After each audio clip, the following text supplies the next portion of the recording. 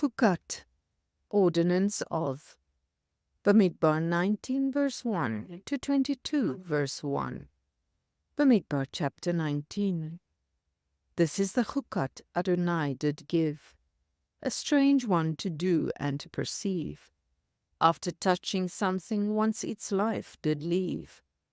A perfect red heifer, without yoke and flawless, is sacrificed to cleanse and declare you sinless. Outside the camp the red heifer is slain, its blood 7 times towards the tent sprayed. All of it is burnt before the priest's eye, with cedarwood, hyssop, and scarlet added to the fire. The ashes are kept in a clean place outside. The one who touched a bone, the slain, the dead, or a burial site, is unclean 7 days, and sprinkling is required. Some ashes in running water is mixed.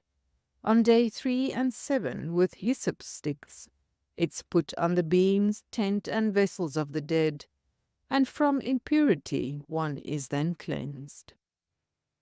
Bamidbar chapter 20. In the 1st month at Kadesh Miriam died, and for water the people now cried. They complained they were in an evil place. At the tent's door Moshe and Aaron fell on their face. Moshe was to take Aaron and the rod, assemble the people and speak to the rock. But he struck the rock twice as to the rebels he spoke, and not to bring them into the land was now his and Aaron's yoke. He did not regard Adonai as holy, neither trusted in Yah. This became known as the strife of Merivah. Now through the land of Edom they wanted to pass, and sent a messenger for this request to ask, but were refused completely. So Israel turned away from his territory. Moshe, Aaron, and Eleazar went up before the eyes of the nation, to the top of Mount Hor, as it was Aaron's last station. All the house of Israel wept for Aaron 30 days. Eleazar was now high priest, serving Adonai's ways. Bamidbar chapter 21 and chapter 22 verse 1. The king of Arad captured some of Israel and took them away. Israel put them under the ban after they did pray.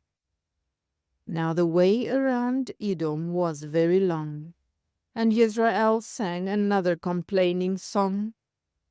Because their sin was of no good, Yah sent fiery snakes instead of other food. Many died, and of fear the people did shake. Moshe had to pray that the snake from them he would take. Moshe had to lift up a bronze seraph on a pole. All who looked to it was made whole. Continuing on their journey, and at the 5th station, at Be'er with their staffs the princes dug a well for the nation.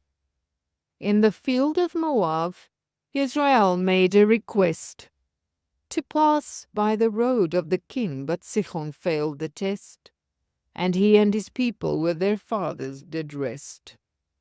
So also Och, king of Bashan, they did smite, as they did to Sichon, king of the Amorite. And they took possession of his land, which they received from Adonai's hand, and in the plains of Moab set up their camp.